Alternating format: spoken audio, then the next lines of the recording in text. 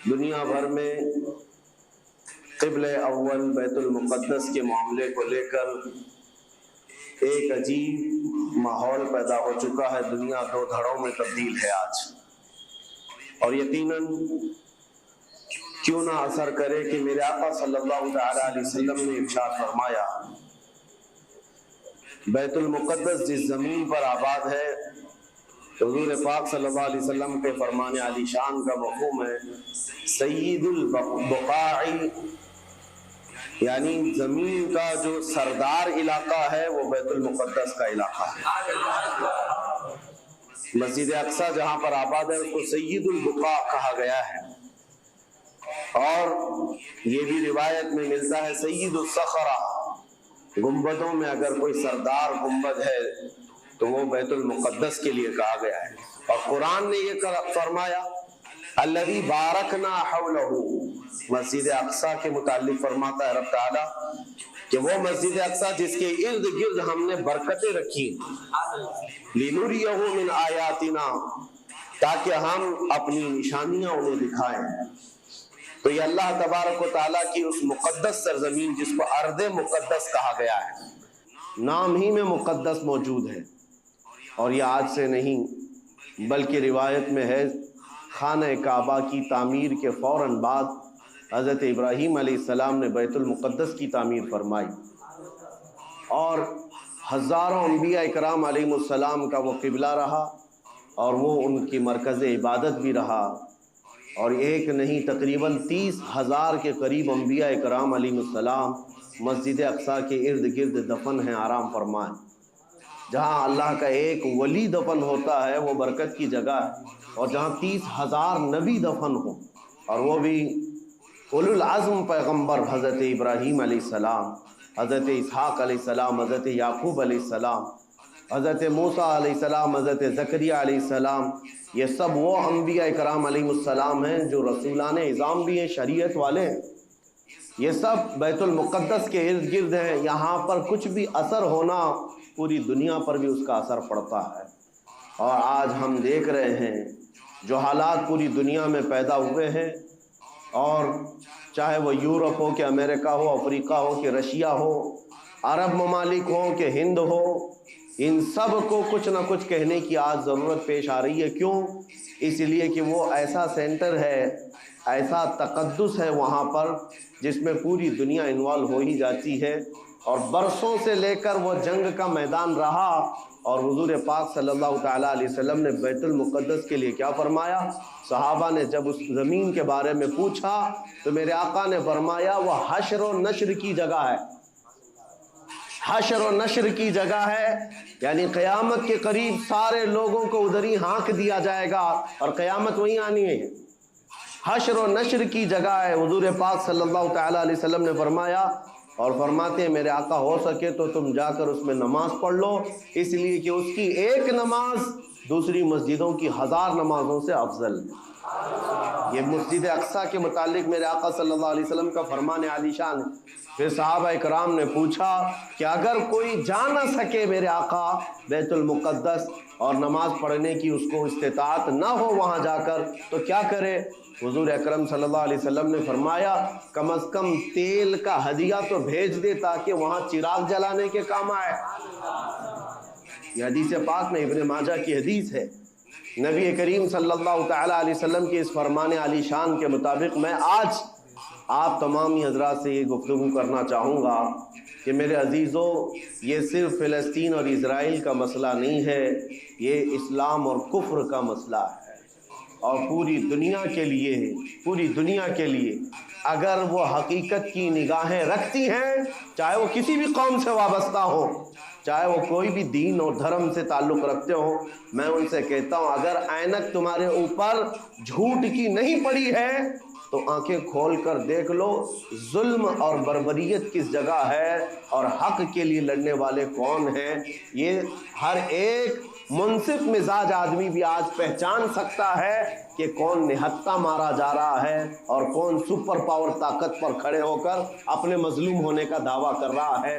ہر دنیا کا انصاف پسند آدمی آج بول سکتا ہے، لیکن یہ دور بھی امتحان کا ہے۔ جتنے کیڑے مکوڑے دل میں بغض و عداوت رکھتے ہیں اسلام کے، وہ ظالموں کے ساتھ کھڑے ہوئے نظر آتے ہیں، آج ظالموں کے ساتھ کھڑے ہوئے نظر آتے ہیں۔ نبی کریم صلی اللہ تعالیٰ علیہ وسلم نے فرمایا، مسلمانوں آپ اپنی اوپینین، اپنی رائے کیا رکھتے ہیں یہ بہت امپورٹنٹ ہے۔ دنیا کیا کہتی ہے اس سے مجھے غرض نہیں، تمہارا تعلق تمہارے نبی پاک کے فرامین سے ہے۔ خبردار خبردار، تم کبھی ان ظالموں کی حمایت میں نہ آنا، ورنہ قرآن کہتا ہے وَلَا تَرْكَنُوا، اللہ تعالیٰ فرماتا ہے اس طرف تم توجہ بھی مت کرنا، جھکاؤ بھی مت رکھنا جس طرف ظالم گئے، جس طرف ظالم گئے ہیں اس طرف جھکاؤ بھی مت رکھنا۔ اور آج کہیں ایسا نہ ہو کہ دنیا تمہارے پاس بہت آ گئی، چکا چوند دنیا دیکھ کر جیسے امارات والے ہوئے، متحدہ عرب امارات، دبئی جیسے آج انٹرنیشنل سٹی ان کے پاس مل گئی ہے، پوری دنیا وہاں پر تجارت کرنے لگ گئی، بحرین جیسے کنٹریز، ان کے پاس دنیا کی فراوانی آ گئی، تو آج وہ یہ سمجھنے لگ گئے کہ ہم کو مظلوم اور غریب فلسطینیوں کی مدد میں بات نہیں کرنی چاہیے، جو سپر پاور طاقت ہے اس کے ساتھ کھڑا ہونا چاہیے، کیونکہ ہماری ٹریڈنگ کا مسئلہ ہے، ہماری تجارت کا مسئلہ ہے۔ وہ یہ بھول گئے کہ ان کا اسلام کہاں ہے، ان کے آباء و اجداد کی روایت کہاں ہے۔ لیکن میں آپ سے کہتا ہوں ان کے نقشے پر چل کر کبھی اپنی رائے کو بدل نہ دینا۔ بعض مسلمانوں میں یہ گفتگو پھیلی ہوئی ہے کہ کیا ہم ہی مسلمان ہیں ہندوستان کے، کیا ہم ہی لوگ ہیں جو اپنی رائے بنائیں، وہ بڑے بڑے لوگ ہیں، عرب لوگ ہیں اور بڑے بڑے مشائخ ہیں وہاں پر، ان لوگوں نے رائے الگ بنائی ہے، وہ دنیا کے اور پیسوں کے پجاری بن گئے ہیں، ان کے ہاں نفس غالب آ چکا ہے اور شیطان کا ان کے اوپر غلبہ ہے، وہ حق نہیں دیکھ رہے ہیں۔ میرے عزیزوں، کہیں تم اپنی رائے اس طرح بنا لیے تو حدیث کو جھٹلانے والے ہوں گے۔ اللہ کے حبیب صلی اللہ علیہ وسلم کی حدیث سناتا ہوں، حضور پاک صلی اللہ علیہ وسلم فرماتے ہیں لا تزال عصابۃ من امتی یقاتلون علی ابواب دمشق وما حولها وعلى ابواب بیت المقدس ظاہرین علی الحق۔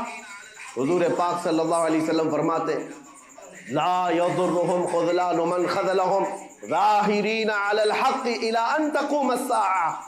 میرے آقا فرماتے ہیں قیامت تک میری امت میں ایک جماعت ایسی ہوگی جو دمشق کے دروازوں پر اور بیت المقدس کے دروازوں کے اطراف میں حق کے لیے کھڑی رہے گی قیامت آنے تک۔ اور حضور پاک نے یہ بھی فرمایا، میرے آقا مخبر صادق صلی اللہ علیہ وسلم کے فرمان آج ہم اپنی آنکھوں سے دیکھ رہے ہیں۔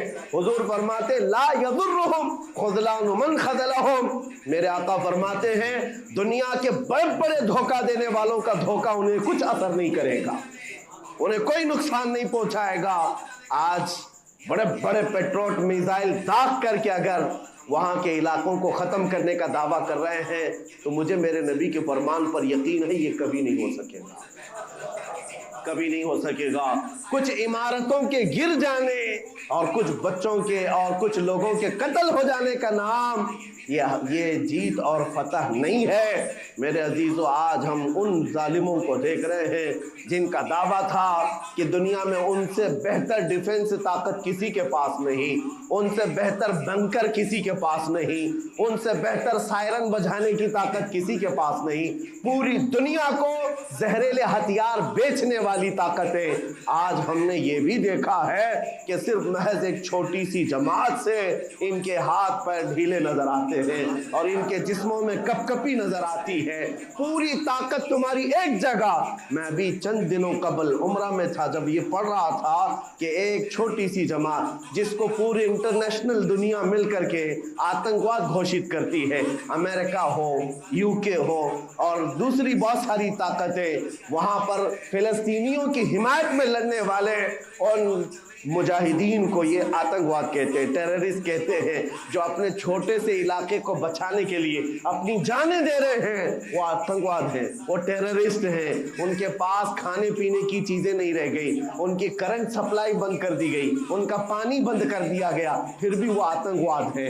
मेरे अजीजों, ये दुनिया का दोगला मेयार देखो आप। रशिया पूरे यूक्रेन को तबाह करता रहा, पूरा राख में बदल दिया। इन जालिम कुत्तों की जुबान पर कभी नहीं आया कि रशिया आतंकवाद है या रशिया टेररिस्ट है।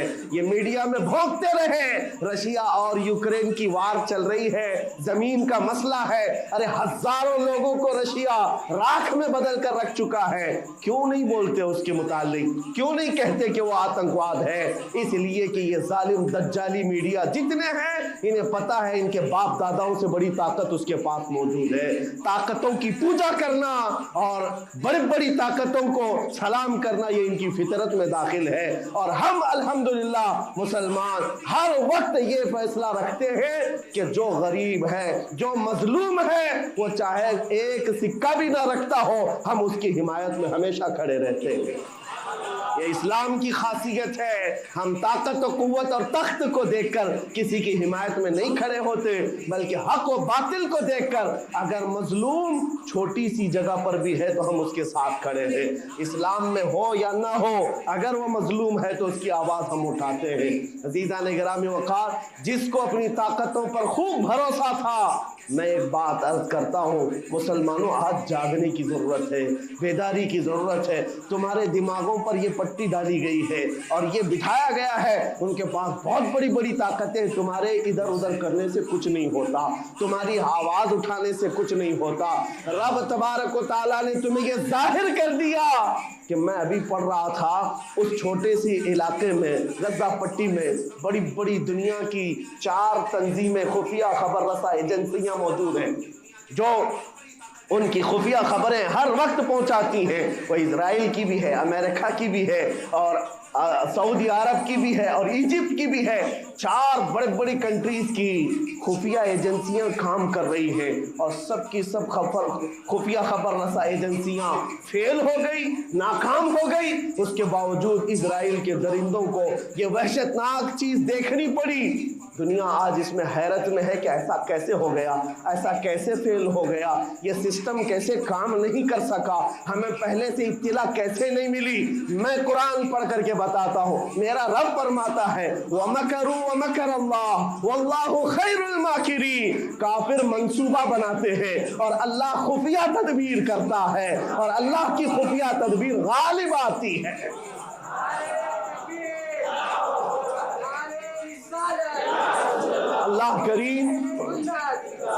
अल्लाह करीम जब खुफिया तदबीर फरमाता है, सारे सिस्टम फेल हो जाते हैं, दुनिया की ताकतें हेच हो जाती हैं। आप कभी ये मत समझना कि दुनिया के पास बहुत बड़ी ताकतें हैं। नहीं मुसलमानों, ईमान इसका नाम नहीं है। इकबाल ने बहुत पहले कहा था, अल्लाह को पामर्द ये मोमिन पे भरोसा, इब्लीस को यूरोप की मशीनों का सहारा।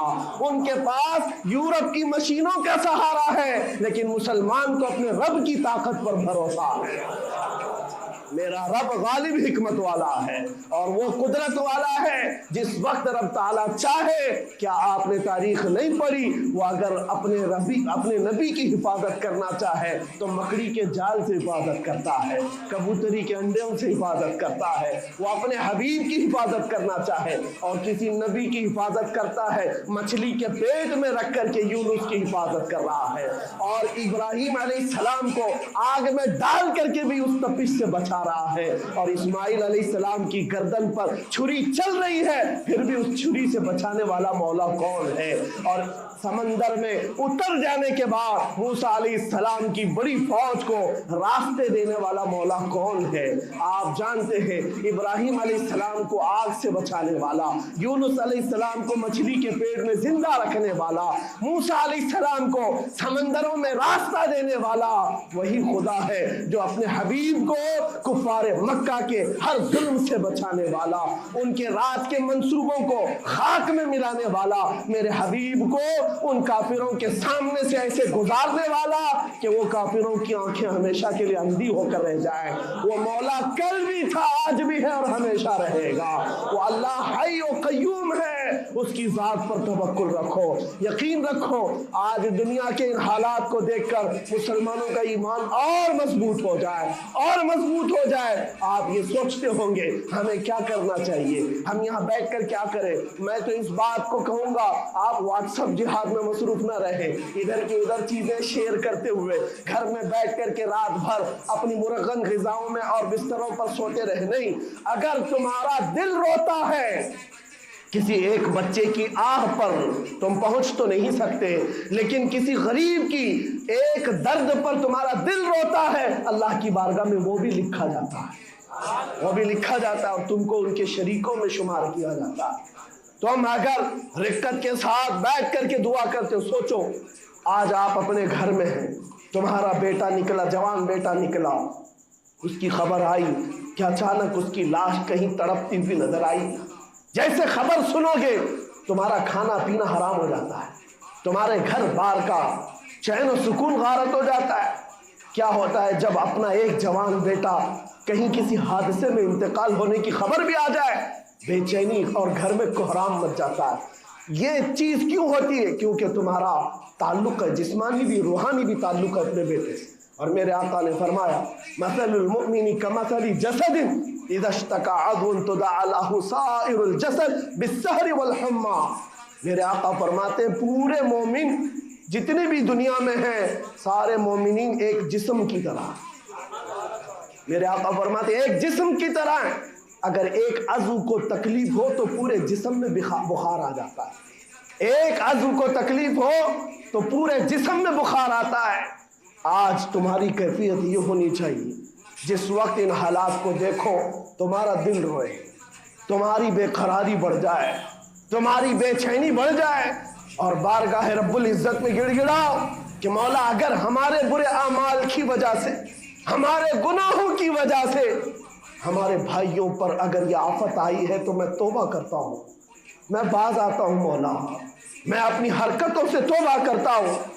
آج تمہیں پتہ ہے یہ آج کا حادثہ نہیں، اس دنیا کو میں جتنا کوسوں کم ہے، جو دغلی پالیسی رکھتے ہیں، جو ڈبل سٹینڈ رکھتے ہیں، ان کو جتنا بولوں کم ہے۔ میں ڈرتا نہیں ہوں اس بات پر، لیکن آج دل بھرا ہوا ہے ان مظلوموں کی آواز کو سن سن کر کے، جن کے گھروں پر رات بھر بمباری ہوتی ہے، جن کے شہر کا پورا بادل پٹاخوں سے نہیں میزائلوں سے روشن دکھتا ہے۔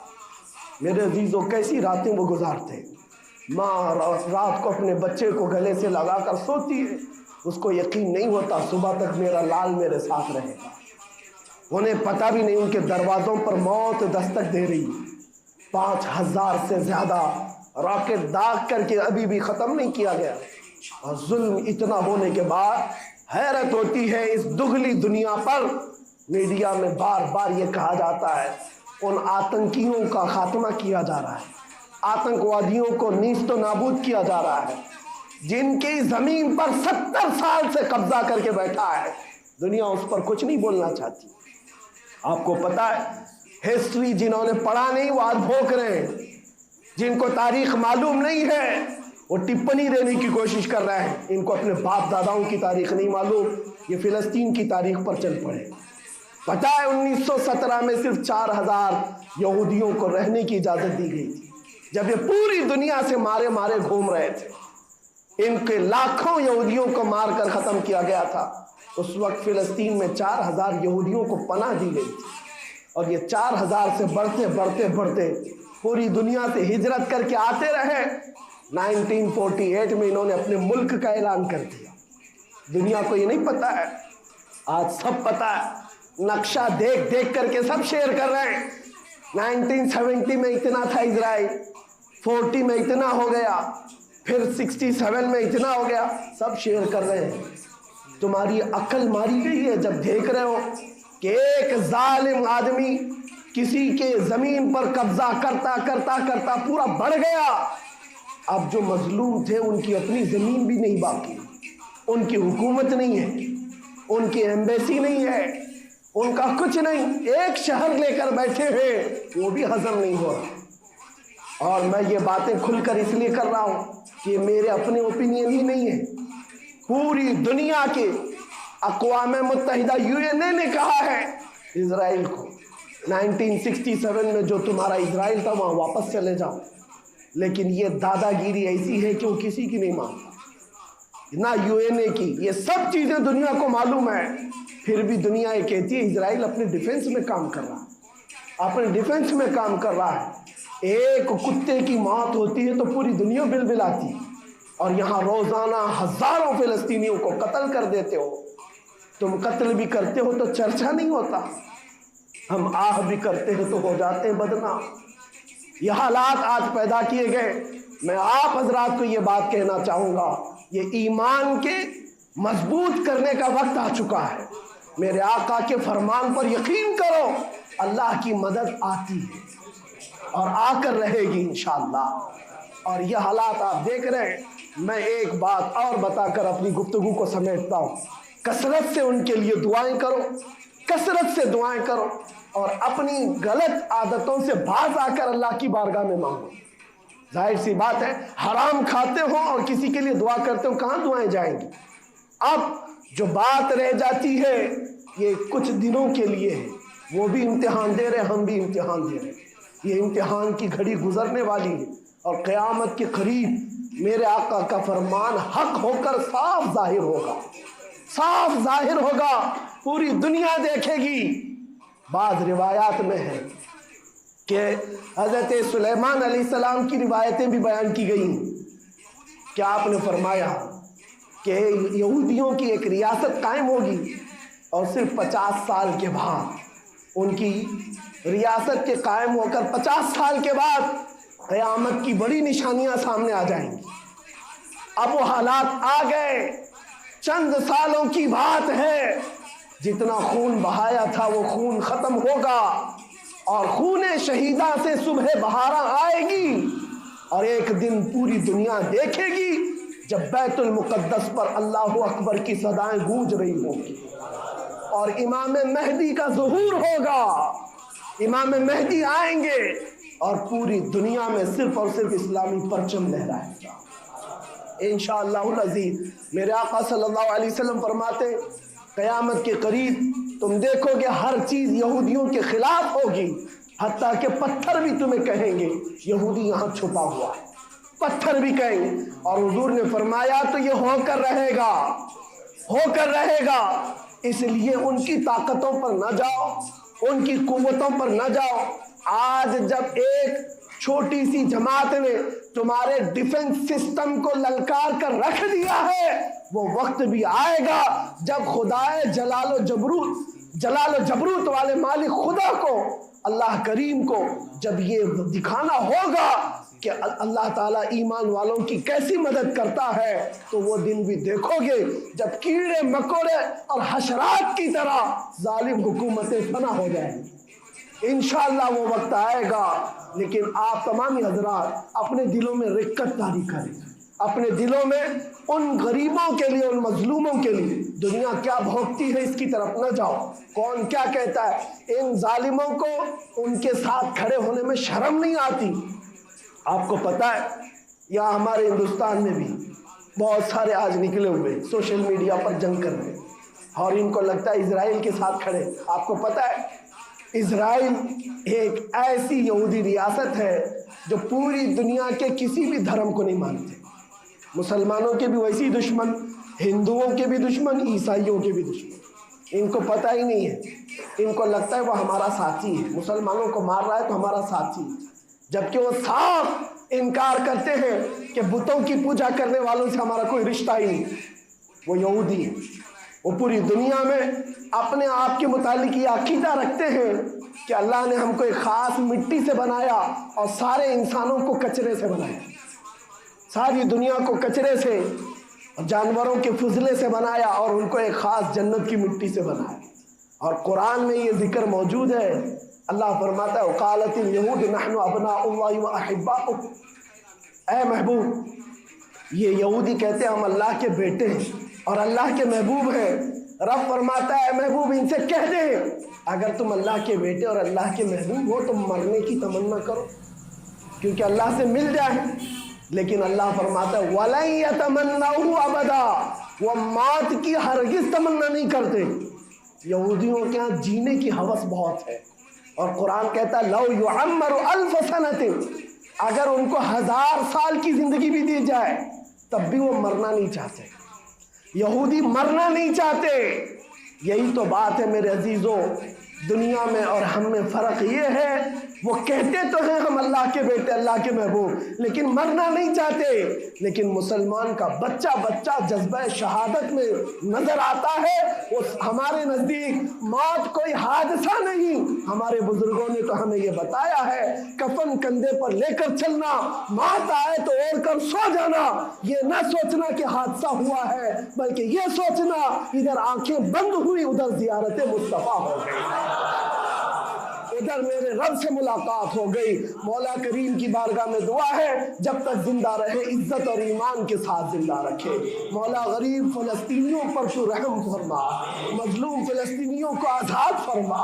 اے کریم ارحم الراحمین، تو نے فرمایا جب بندہ مجھے مصیبت میں پکارتا ہے میں اس کی پکار کو سنتا ہوں۔ اے مولا آج فلسطینیوں سے زیادہ کون مظلوم ہے، ان سے زیادہ کون مصیبت میں ہے، اور تجھ سے زیادہ کون رحم کرنے والا ہے۔ اے مالک و مولا ان پر رحم کی بارشیں فرما، اے اللہ ان پر رحم کی بارشیں فرما، اور ظالم طاقتوں کو فنا فرما دے، ان کو نیست و نابود فرما، ان کو کیفر کردار تک پہنچا، اسلام و سنیت کا بول بالا فرما، کفر و شرک کا منہ کالا فرما۔ وصلی اللہ تعالی علی خیر خلقہ محمد وآلہ واصحابہ اجمعین برحمتک یا ارحم الراحمین۔